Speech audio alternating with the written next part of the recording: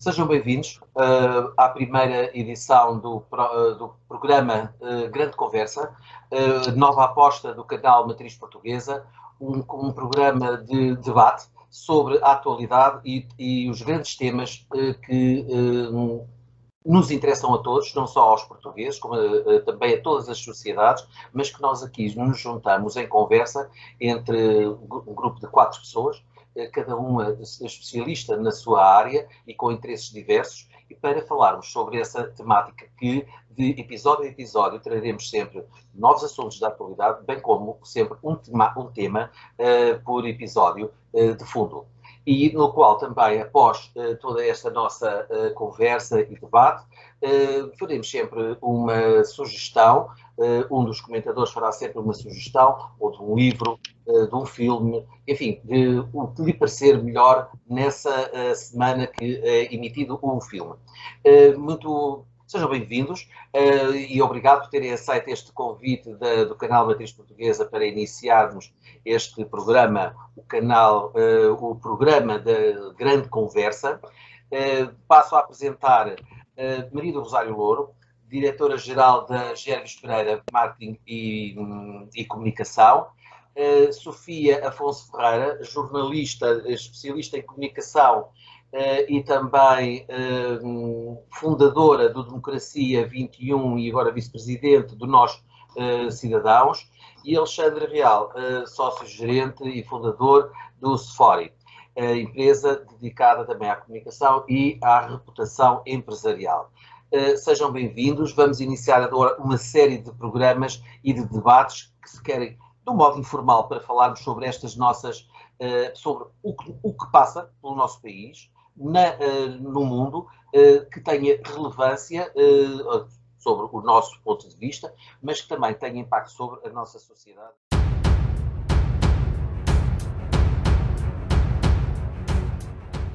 Querido Rosário, começo por si.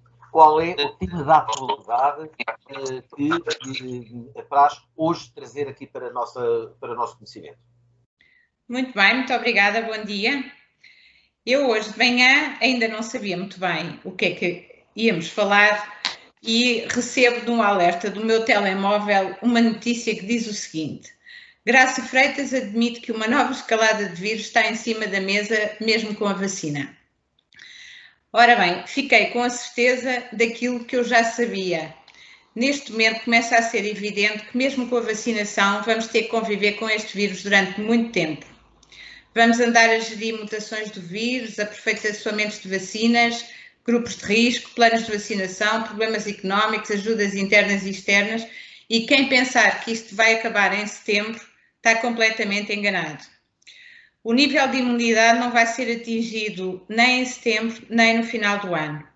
O mundo vai ter que aprender a viver com o vírus numa grande incerteza constante e numa luta muito desigual entre países.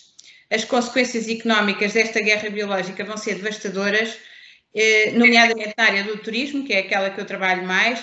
Eu, por exemplo, li hoje que a Associação Hoteleira de Portugal prevê que 30% dos hotéis em Portugal não abram até ao final do ano e 60% só abram no verão. O que quer dizer que o resto do ano temos 10% dos hotéis abertos. E, enfim, o turismo é só uma parte do problema.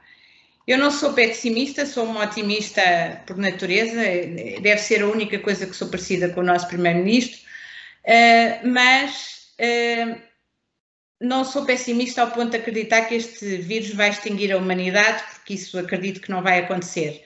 Mas não tenho dúvida que o homem vai ter que ser muito criativo para voltar a ter uma vida normal, e mesmo a vida normal que vamos ter vai ser muito diferente da vida normal que tínhamos no passado.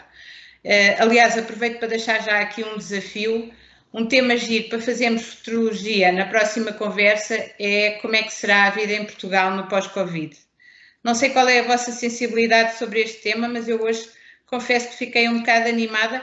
Não é que eu não soubesse que isto ia acontecer, mas, enfim, tive a Diretora-Geral de Saúde a confirmar aquilo que eu já previa, é que vamos acabar por ter uma quarta fase e mais uma quinta fase, e isto não vai acabar tão depressa. Bom, verdadeiramente isso quase que nem é futurologia. Isso já são umas cartas de tarot viciadas que já sabemos que é normal que aconteça com essas novas tendências. Sofia Afonso Ferreira, qual é o tema de atualidade que te parece trazer para hoje aqui, para a nossa conversa? Bem, antes de cumprimentar os restantes intervenientes e agradecer o convite também, eu gostava de falar, infelizmente, de um assunto muito triste que faz hoje 20 anos, que foi a queda da ponte de Entre os Rios. Eu desde manhã cedo tenho estado a espreitar-me nas televisões, não sei qual é o canal por acaso, penso que é a RTP1, está a passar um direto, inclusive entrevista do senhor que era o presidente da Câmara na altura, não me recordo agora do nome, mas estive a ver a entrevista. E é impressionante, bem, para já terem passado 20 anos. Isto é um choque, como é que é possível já ter passado tanto tempo, realmente o tempo passa a correr, porque recordo-me tão bem deste acidente, infelizmente foi um marco, e passado 20 anos o que se percebe é que ficou muita coisa por fazer, desde corpos que não foram encontrados, a familiares que até hoje estão destroçados, não puderam fazer o enterro, não tiveram conclusão do caso. Enfim, isto infelizmente é emblemático de quão mal em algumas situações Portugal ficou na fotografia. Eu não sei se recordam da célebre frase na altura que é a culpa não pode morrer solteira, e passado 20 anos percebemos que não só a culpa morreu solteira, como até deve ter ido de férias. Quer dizer, isto até me custa estar a fazer uma piada, mas não é uma piada, mas é uma ironia. Como é que é possível, passado 20 anos, revisitarmos o caso e perceber que nada foi feito e ficou tudo inconclusivo? Isto lembra-me, recorda-me o caso dos incêndios, que ocorreu agora, mais recentemente, em que eu pessoalmente envolvi-me muito, e também foi outro drama nacional. E receio um pouco que seja mais um caso destes. Hoje, ao ver 20 anos após a queda da ponte, como é que tudo ficou em águas de bacalhau, no fundo. Espero que seja uma situação que não se repita noutros casos nefastos que aconteceram. E era esse o que vinha a trazer hoje o assunto. Bom, Sofia, no caso de tragédias nacionais e que resultaram em mortes, infelizmente não se repetiu algo parecido, mas até se repetiu algo um pouco diferente com os elementos. Não foi água, foi o fogo em Pedrógão. Portanto, pelos vistos, isto é quase que rotativo. Alexandre Real, o que trazes tu para a nossa mesa da grande conversa? Olha, então, também cumprimentá-los a todos, e é um gosto enorme pertencer aqui a este grupo de discussão, e certamente sairei mais rico desta discussão, e agradecer também o convite para fazer parte do mesmo. O que eu vou trazer para hoje é aquilo que, eu não sei se o nome está correto ou não, mas eu vou-lhe chamar de cocktail económico. O cocktail Molotov económico, que é, portanto, só cocktail é diferente, mas é cocktail Molotov económico. Que é o seguinte: assistimos aqui durante 2020 a um crescimento global de preços de commodities, nomeadamente estamos aqui a falar de petróleo ao nível de 20%, do Brent a nível de 15%, do cobre, que é uma matéria-prima para muita tecnologia, para muita questão industrial, de 63%, um aumento global também do preço do milho em 49% e do trigo em 26%. Portanto, isto é um alerta que nos deve estar na mente a todos nos próximos tempos. Foi que o ano passado foi um ano de grande inflação de preços ao nível de produtos básicos ou de produtos que serão a base da nossa economia e da nossa sobrevivência. É porque isto às vezes é interessante, porque fala-se de economia como se a economia fosse algo esotérico em que não nos toca a nós, e a economia somos todos nós, e é da economia que nós todos vivemos e que comemos e sobrevivemos e temos saúde devido à economia. Portanto, há aqui um conjunto de questões. Se juntarmos isto, portanto, aumento generalizado das commodities a nível global e que chega a Portugal, se juntarmos a impressão massiva de dólares e de euros que estão a ser elaboradas neste momento pelos bancos centrais. Portanto, ou seja, vai haver mais dinheiro a circular, o que significa que o dinheiro, quando deixa de ser um bem escasso, perde valor. Portanto, vai haver mais dinheiro a circular. O que vai aumentar, por sua vez, o preço das commodities, vai aumentar também o preço dos alimentos, o preço das tecnologias, vai haver um aumento generalizado dos preços que se chama inflação. Portanto, se juntarmos essa inflação, o que vai acontecer juntamos inflação ao aumento generalizado dos preços. O valor do dinheiro cada vez com menos valor para adquirir. Se juntarmos a isto, o que vai acontecer é que o Banco Central Europeu, para controlar esta subida generalizada dos preços, vai ter que aumentar a taxa de juros. Portanto, taxa de juros que tem logo impacto nas famílias e nas empresas. Nas famílias com a questão dos empréstimos, à habitação, principalmente. Já não para falar do crédito ao consumo, que a maioria da população portuguesa, portanto, tem este tipo de crédito, em que muitas delas já estavam no limite do pagamento e que com este aumento da taxa de juros, coisa que nós não estamos habituados já há muitos anos, as taxas têm estado praticamente até negativas. O aumento da taxa de juros para as empresas que necessitam de se endividar não vão conseguir endividar-se, portanto não vão conseguir fazer investimento e depois, ainda para completar mais o ramalhete, temos aqui a questão do desemprego, que também está a disparar por causa das questões da pandemia e da economia. Portanto, temos aqui, eu não lhe consigo achar um melhor nome do que um cocktail Molotov económico, porque isto, a qualquer momento, pode rebentar e eu, sinceramente, o que eu sinto é que a maioria dos portugueses não está preparado para enfrentar estes próximos tempos do ponto de vista económico. E estamos aqui a falar de dados objetivos, isto não são sensibilidades. Portanto, e era isso que eu gostava de deixar aqui de alerta também de reflexão para o dia de hoje. O assunto que eu trago é um assunto que já está a ser recorrente já há bastante tempo, pelo menos há 2 semanas, na sociedade portuguesa, e é também o reflexo de um outro cocktail Molotov na sociedade portuguesa que está a receber essas influências. São aquelas influências que podíamos passar bem sem elas. As influências estrangeiras relativamente àqueles assuntos da culpa do passado, ou seja, a autoflagelação relativamente ao passado. E o que eu trago aqui é a tentativa, já durante alguns anos, da Câmara Municipal de Lisboa em pura e simplesmente remover, destruir, apagar, o que se queira chamar, aquela cercadura de brasões que não são meramente florais, mas são em topiária, que são, antes de mais, o maior conjunto de brasões em topiária da Península Ibérica, se não da Europa, e que verdadeiramente representam algo, são o símbolo de algo. A Câmara, obviamente, na pessoa do vereador que pretende fazer isto, e não o faz sozinho, mas acho que sim, que é ele o iniciador, que o faz há 14 anos, ele é vereador há 14 anos, todas as desculpas que ele já pura e simplesmente apresentou e lançou, e sempre, cada vez que há uma refutação de uma desculpa, ele vem trazer mais outra. Óbvio que tudo começou com a sua primeira justificação, que era os brasões são anacrónicos. Não são anacrónicos por uma razão muito simples, porque o anacronismo é algo que não justifica nem se relaciona com o seu tempo. É mentira, aquilo verdadeiramente relacionava-se com o seu tempo naquela época. Portanto, são um símbolo e são um marco da nossa história. E além do mais, e é curioso, inclusivamente, Alexandre, porque foi o teu tio-avô quem criou aqueles topiários. Isto é pura e simplesmente uma coincidência.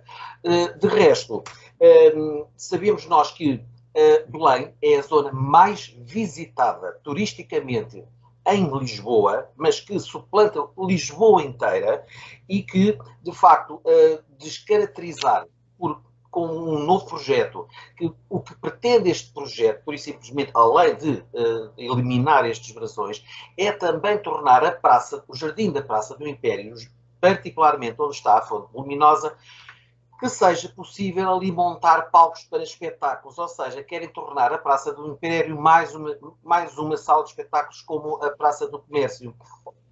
Como se já não bastasse, todos os locais que nós temos em Lisboa para este tipo de demonstrações que ali, por isso mesmo, só vão estragar e vão por isso mesmo descaracterizar. Mas também é curioso que há um estudo dos arquitetas paisagistas da Agronomia, do Instituto Superior de Agronomia de Lisboa. O nome delas é Elsa Isidro e Ana Luísa Soares.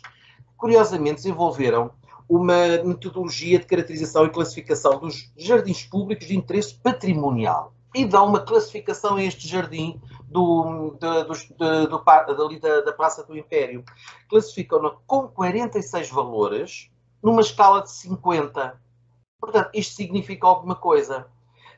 Atendendo, obviamente, ao interesse e ao valor arquitetónico da praça e ao caráter único daqueles brasões. Portanto, o que aqui, pura e simplesmente, o que se pretende ao apagar aquela marca de uma história de Portugal, e já vimos que depois começou a haver uma avalanche de idiotices, como já se estava a seguir o padrão, já eram as pinturas no Salão Nobre da Assembleia da República.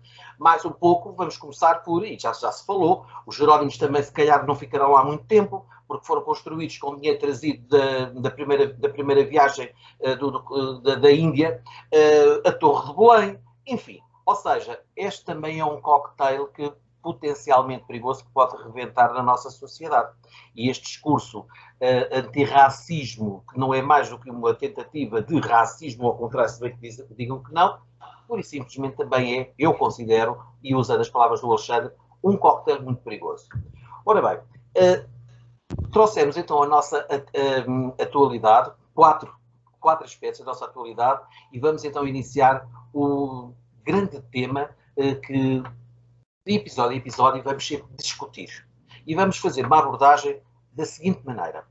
Cada um de nós fará uma abordagem, uma reflexão, em diálogo uns com os outros, sempre fazendo de uma perspectiva, mas também fazendo o seu contrário, essa perspectiva pelo seu contrário. Ou seja, pura e simplesmente, aqui será uma dota meiôtica feita à boa moda do filósofo Sócrates da Antiga Grécia.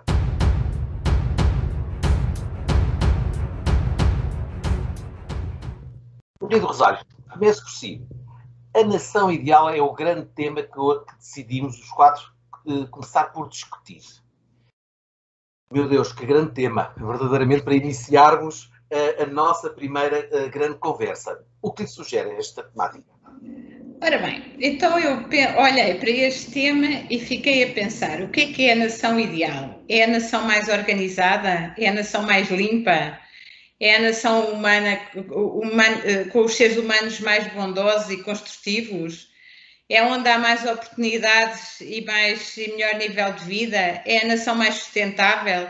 É uma combinação destas nações todas estas questões juntas?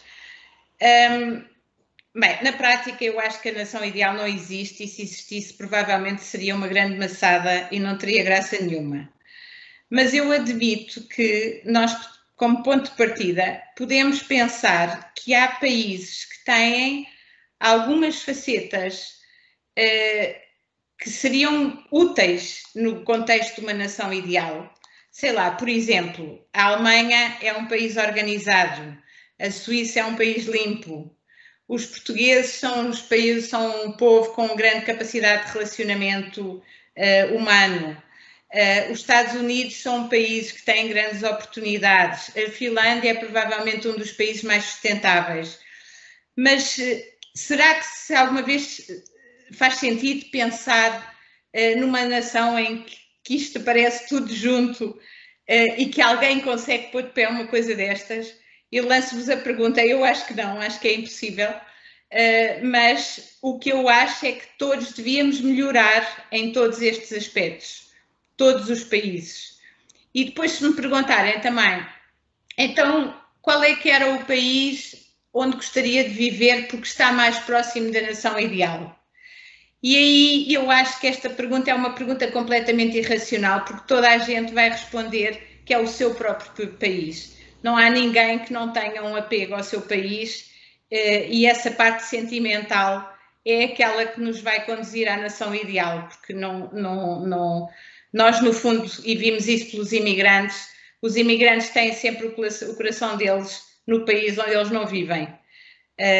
E se calhar esse é que é o tom da nação ideal. Mas agora deixo para vocês discutirem.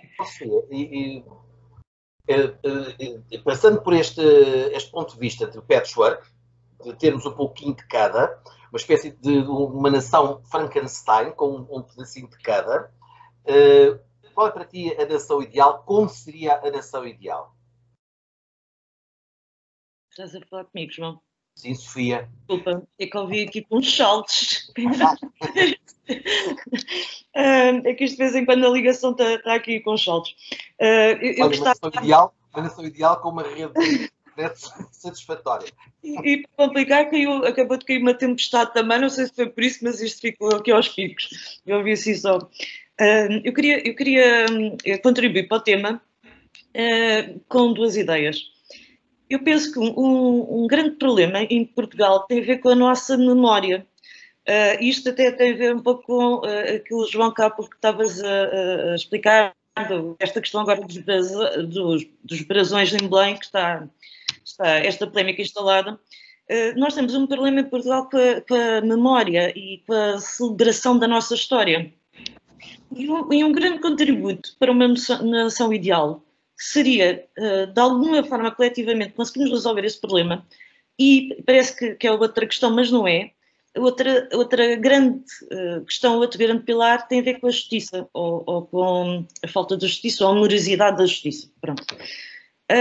Isto são duas coisas que andam a par em Portugal e que resultam numa incapacidade em todos os setores, a começar pelo governo até à sociedade civil, das coisas mais absurdas a acontecerem.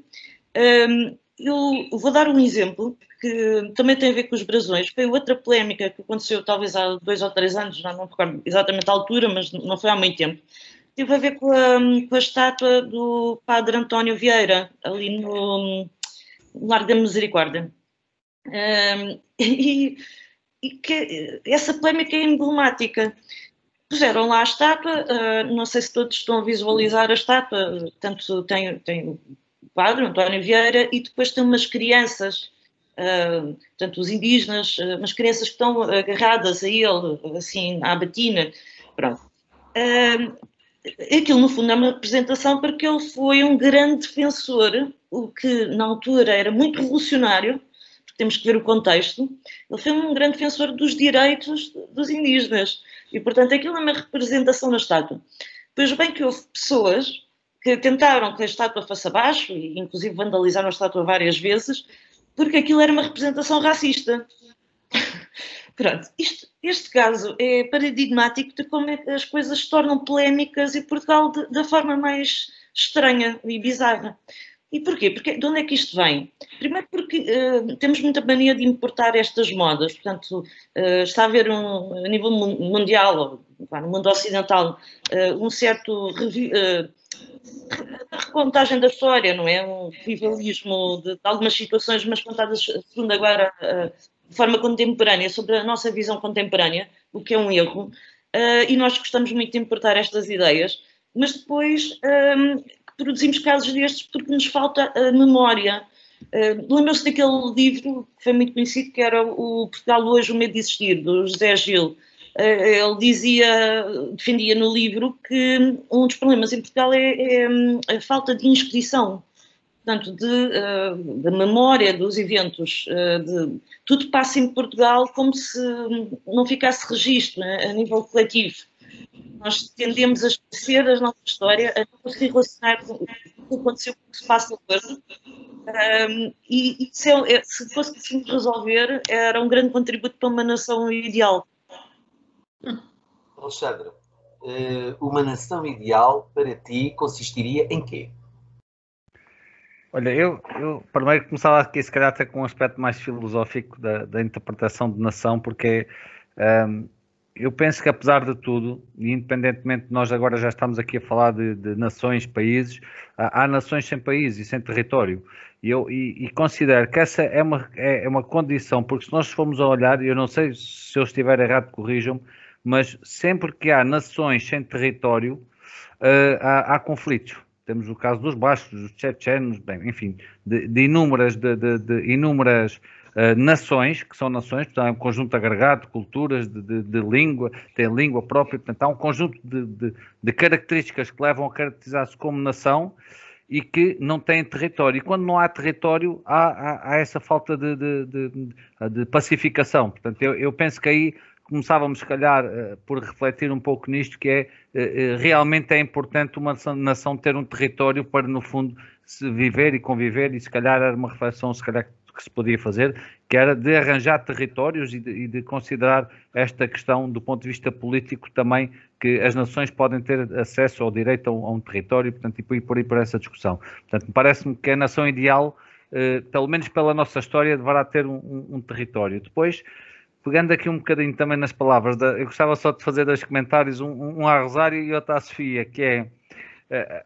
A Rosário falou do país ideal, e eu, por acaso, sinceramente, na minha cabeça eu tenho um país ideal, e ainda por cima sou os dois lusófonos, que eu acho que o país ideal era a mistura entre Portugal e Brasil, porque eu penso que, entre tudo, não iríamos ser perfeitos, mas iríamos ser felizes, que me parece que é interessante essa noção de felicidade, porque no fundo... O lusotropicalismo, não era? Como? O tal lusotropicalismo. Exatamente. Muita gente para aí anda a criticar. Tal e qual. E eu penso que o país, pelo menos perfeito, seria com características de Portugal, com uma segurança, com cultura. Bem, enfim, um misto entre Portugal e Brasil seria o país. Pelo menos podíamos não ser perfeitos, mas éramos felizes. E eu penso que, no fundo, também quando chegámos ao final da nossa vida, olhamos para trás e temos sido felizes e temos deixado aqui a nossa marca, e eu penso que isso também nos vai deixar mais satisfeitos. E depois, relativamente também ao que a Sofia estava a dizer, desta questão da história, do revisitar a história, isto parece-me também uma grande falta de cultura dos portugueses. E nós temos que ser autocríticos nesse sentido. E falta de mundo. Quando estamos neste sentido, é a falta de mundo. Porque quando nós vamos ao mundo onde os portugueses estiveram, nós deixamos coisas fantásticas. Portanto, e quando falamos de nós no estrangeiro, independentemente de tudo o que correu menos bem, mas nós deixamos muita coisa positiva, quer do ponto de vista cultural, quer do ponto de vista do ponto de vista do património, às vezes edifícios lindíssimos, sei lá, em Moçambique e no Brasil, portanto, são portugueses, portanto, e nós deixamos uma marca positiva e, portanto, quererem dar uma carga negativa por onde nós andamos e por tudo o que fizemos, sinceramente eu não aceito. Como é óbvio, erramos, temos que fazer esse juízo de valor, temos que voltar a não fazê-lo, mas, por exemplo, fomos a primeira nação a abolir a pena de morte, portanto, nós também somos vanguardistas quando queremos e somos... Portanto, e estamos no caminho correto muitas vezes, portanto, acho que não nos temos que autoflagelar por isso. Voltando ainda à questão do tema da nação, além do território, que me parece que é considerado importante, é a questão também de termos aqui a sustentabilidade de uma nação sustentável. E aqui, se calhar, ia buscar 3 pilares. Uma nação sustentável do ponto de vista económico, do ponto de vista social, onde as pessoas também tenham, portanto, tenham uma vida, tenham paz, tenham cultura, tenham, portanto, um conjunto de acesso e educação, e depois terminava na sustentabilidade ambiental. Portanto, no fundo, 3 pilares que podem sustentar uma nação a caminho da perfeição. Porque a perfeita penso que não existe, e também estou como a Rosário disto, também se existisse também não tinha graça. Eu acredito que sim, até porque já era uma utopia e em segundo lugar disso é uma grande canseira. Não, mas a utopia é um caminho, estás a ver? Lá está, é que a utopia, apesar de não ser atingida, é um objetivo. É, sim, mas nunca é atingido. E mais, aliás, os povos nómadas do norte da África, até quando constroem e fabricam os próprios tapetes, os berberes, nunca o deixam acabado, porque dizem que o demónio tem inveja da perfeição. Assim deixam-no terminado, por terminar, que é para não estar perfeito. E pegando nesse teu pensamento, aliás, em tudo isto que foi agora acabado de falar, mas principalmente nesses 3 pilares que falaste, é curioso que já Agostinho da Silva também tinha a mesma ideia, e ele já morreu há muito tempo. Portanto, este verdadeiramente era um homem de vanguarda. E isto tenho que o ler, porque eu não ia memorizar o que o Agostinho da Silva disse. Eu acho que para toda a gente o que é necessário haver num país é os 3 S. O S número 1, sustento. O S número 2, saber. O número 3, a saúde. Só a seguir ao sustento é que vem o saber. e perguntar às pessoas o que é que querem aprender. E eu digo isto para os grandes e para os pequenos. Isto é muito importante, também são os tais três pilares, que é muito importante e que também um dia ouvi numa tertúlia após um jantar, Adriano Moreira referir-se muito a isto e também inclusivamente ao projeto europeu, em que, como ele, e eu, segundo as suas palavras, ao dizer que o projeto europeu tem um grave problema e que em Portugal também está a correr esse problema e a recorrer esse risco, é que apostam demasiado na economia, apostam demasiado no fortalecimento dessa economia, o desenvolvimento das capacidades produtivas, concretas do país, tudo muito necessário. Elas são necessárias, mas o que é mais importante ainda são as pessoas, porque são as pessoas que fazem a economia, são as pessoas que fazem as nações. Portanto, é preciso, isso sim, fortalecer a base intelectual de uma nação. Ou seja, investir na cultura e também na sua capacidade de pensar, sem nunca haver uma submissão ao plano económico. Porque, ainda agora no início da pandemia, havia aquela discussão, mas o que é mais importante? É a saúde ou a economia? Porque se não tivermos economia, não podemos ter saúde. Bom, as duas coisas são importantes. Mas eu acho que, no cômputo geral, o mais importante são as pessoas. Em primeiro lugar, não é? Mas o erro é que quando tiram as pessoas da economia, é que não há economia sem pessoas. Portanto, a base é as pessoas. Exatamente. Isso é uma falsa discussão. Isso é uma discussão que é direcionada para nos muitas vezes colocar a discutir temas que para que se façam outras coisas e que se pensem outras coisas e que se efetuem outras políticas. Então, se calhar, aqui o mais importante numa nação ideal são as pessoas. São os seus cidadãos. Têm que ser sempre ouvidos e têm que ser ouvidos de maneira a que o que têm para dizer conte. Não é isto? Bom, é a velha democracia, mas a democracia é um pouco diferente porque também às vezes é subvertida. Agora, verdadeiramente, no meio de tudo isto, e o que é que nós poderíamos dizer contrário àquilo que nós agora dissemos, relativamente a uma nação ideal? Ou, gostei há pouco da nação positiva, das sociedades positivas. Como é que seria uma sociedade com um pouquinho de cada? Não é mais que uma multiculturalidade, não é mais que uma sociedade multicultural. Em primeiro lugar, gera sempre alguns conflitos. Só se fizéssemos alguma colagem, o que é complicado. Mas nós também fizemos isso há 500 anos. Não foi? Nós somos o resultado de uma colagem de várias culturas. Nós portugueses. Sim, mas isso não é necessariamente o que pode fazer uma nação ideal. Eu, por acaso, acho que o Alexandre tocou ali no ponto que eu não tinha pensado, mas que é capaz de ser o ponto central da nação ideal. A nação ideal seria a nação onde as pessoas são felizes. Todas as pessoas são felizes. E se calhar até acho que isso é mais importante do que aquilo que o Agostinho da Silva disse, porque as pessoas às vezes podem ter sustento, podem ter, enfim, uma quantidade enorme de coisas e podem não ser felizes.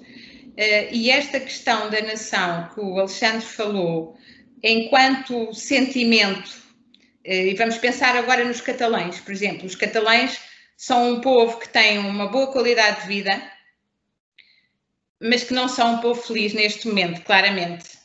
Claramente eles não são felizes, eles não têm o sentido de nação, porque eles sentem que aquilo não está a funcionar como uma parte deles quer.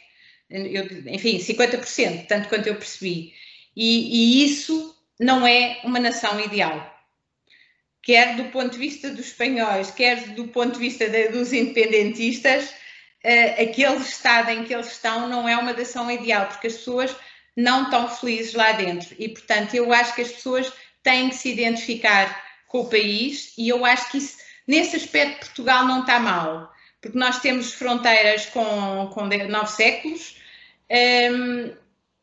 temos o nosso espaço, as nossas limitações, mas temos um orgulho que não tem a ver só com os descobrimentos. Às vezes as pessoas batem muito nos descobrimentos, mas eu acho que a nossa vida vai um bocadinho para além dos descobrimentos.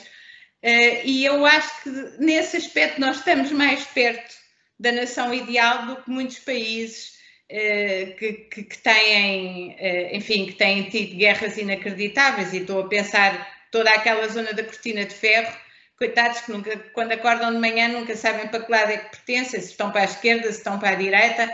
Eu trabalhei o turismo da Polónia e o turismo da Croácia e acompanhei muito este sentimento que eles têm de precisar de perceber onde é que estão, qual é o lugar deles na história, a que história é que eles pertencem. Nós não temos este problema e às vezes não damos valor a isto. Eu quando falo com eles, eu percebo que horror, esta gente nunca sabe qual é o lugar deles na história, quem é que os vai querer, quem é que não vai querer, se pertencem a leste, se pertencem ao oeste. Pronto, nós temos um lugar definido e nós desse ponto de vista estamos mais confortáveis do que muitos dos países da Europa. Sofia, para terminar, queres concluir, uma vez que o Alexandre também há pouco também já tinha feito uma ligação entre aqui os nossos vários contributos? Sim. Há pouco estava a dizer que para mim há duas coisas fundamentais que podiam contribuir para a nação ideal, a memória e a justiça. Temos um problema grave no país, que é uma justiça, por vezes, ou inexistente ou de uma morosidade extraordinária. Esta semana aconteceu também mais um evento que eu gostava de destacar, é que na França, pela primeira vez, um ex-presidente, o Sarkozy, foi condenado. Bom, isto não é todos os dias que acontece, como se sabe. 2 anos portanto, suspensos, mas 1 ano de prisão efetiva. E eu relembro que o Sócrates foi preso no aeroporto de Lisboa há 6 anos. 6 anos. Nós temos um juiz, não quero muito falar aqui do Sócrates, mas não é o Sócrates que interessa, mas é como é morosa a justiça e como o estado da justiça em Portugal. Nós temos um juiz que está designado exclusivamente para o caso desde 2018, reparem bem, e ainda assim a coisa está atrasada 8 meses. Era para ter sido agora, portanto, dia 19 de fevereiro, iríamos saber se ele realmente vai ser arguido ou não, se o processo vai avançar. Entretanto, já vamos em março, e mais uma vez, mais outro atraso inexplicável. Isto leva a um sentimento de impunidade às pessoas, mas também de uma grande injustiça, porque sabem que aconteça uma coisa pequena ou uma muito importante como uma queda de uma ponte ou incêndios, que estamos num país onde a justiça não funciona. Não funciona. E que se pode andar décadas num tribunal com processo sem haver conclusão. Isto é de uma frustração enorme. E depois é como um castelo de cartas que vai por ali abaixo. Qualquer coisa que se queira fazer no país é muito demoroso, não é só a justiça. Sofia, somos duplamente lesionados. Primeiro, a justiça não funciona. Segundo, temos que indenizar quem esteve nesse processo. Portanto, temos que pagar impostos pelo não funcionamento tanto da justiça stricto sensu a funcionar, como também aos lesados que não foram julgados. E, portanto, Exatamente. É duplamente injusto. Ainda temos outro caso mais grave no país, que é o BES. Para mim, então, é o caso mais grave de todos. Bom, eu vou mais longe. Hoje fizeram as contas que o aeroporto, que ainda não foi construído, já está ao preço desta missão a Marte norte-americana. Fantástico. Não estou a rir, mas era a chorar. Mas verdadeiramente, caríssimos, nós na nossa conversa de preparação e de combinação relativamente a como seria o nosso alinhamento, nós verdadeiramente já sabíamos que a nossa conversa seria assim, isto continuaria. E eu acho que tenho aqui uma frase fantástica do grande Miyakoto, que exatamente pode ilustrar, não é o que é a nação ideal, mas é porque é que muitas vezes não se atinge essa nação ideal. E que é, as ruínas de uma nação começam no lar do pequeno cidadão. Isto não sei, rimou, mas significa que é verdade, são as pessoas que o fazem, as pequenas, é da base que se constrói, mas também precisam do vértice. Caríssimos, eu adorei esta nossa primeira experiência, esta nossa grande conversa, vamos ter grandes temáticas seguramente, e vai ser em crescendo, conforme nós vamos estando aqui mais à vontade. Hoje decidimos como é uma grande nação, o que é uma nação ideal, e agora vamos então para o último minuto.